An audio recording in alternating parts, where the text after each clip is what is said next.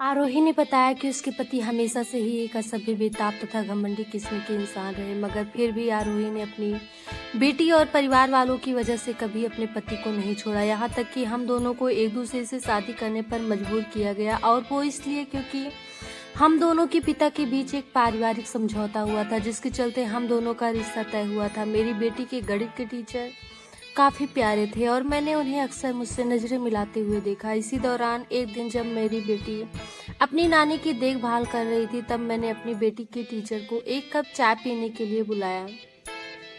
इसके बाद जब रसोइया चाय लेकर आया, तब मैं लगातार उससे अपनी बेटी की पढ़ाई लिखाई के बारे में बात कर रही थी।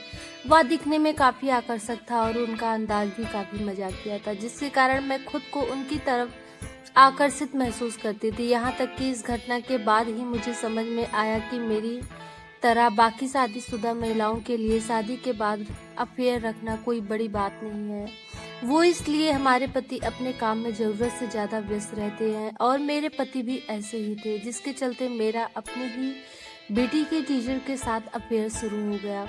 मुझे ऐसे व्यक्ति से प्यार और अटेंशन मिल रहा था जो इस बात को बखूबी जानता था कि महिलाओं को खुश कैसे रखा जाता है। यही वजह है कि उनके साथ मुझे कामुकता का एहसास होता था। इसके बाद जब घर में कोई नहीं होता, तब हम एक दूसरे के साथ काफ़ी अच्छा समय बिताते थे, और इस दौरान मैंने घर में काम करने के लिए किसी महिला को नहीं रखा ताकि उसके अफेयर के बारे में किसी को पता न चले। बता दें कि उसे 36 साल की उम्र में प्यार तथा जुनून मिला, जिससे वह बहुत खुशी का अनुभव महसूस कर रही थी। लेकिन इतनी सावधानी रखने के बाद भी मेरे पति ने मुझे पकड़ लिया। जी हाँ, ये तब हुआ जब मैं और मेरे प्रेमी एक दूसरे को कल्पनाओं से भरी कुछ प्यार भरी तस्वीरें भेज रहे थे, और तभी मैंने अपने पति तथा अपनी बेटी के घर वापस आते हुए आवाज़ सुनी। ऐसे में मैं काफ़ी जल्दी में थी और इसलिए उनका अभिवादन करने की जल्दबाजी में मैंने अपना फ़ोन बिस्तर पर ही रख दिया तथा फिर नीचे चली गई। जिसके बाद मेरे पति वॉशरूम का इस्तेमाल करने के लिए बेडरूम में आए और फिर एकदम से मैं डर गई। इसके बाद उनका पीछा करते हुए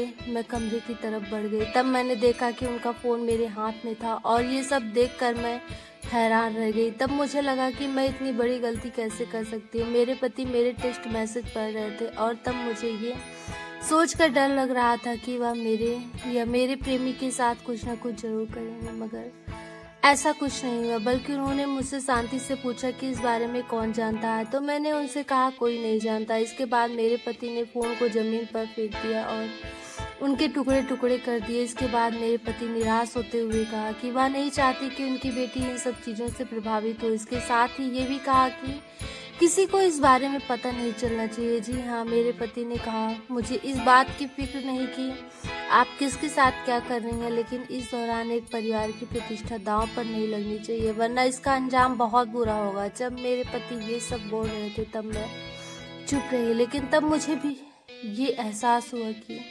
उन्हें मेरी जरा से भी परवाह नहीं है। हमारी शादी पूरी तरह से फर्जी थी, और अगर मेरे पति को मेरी परवाह होती तो वह मुझे ये सब नहीं कहते।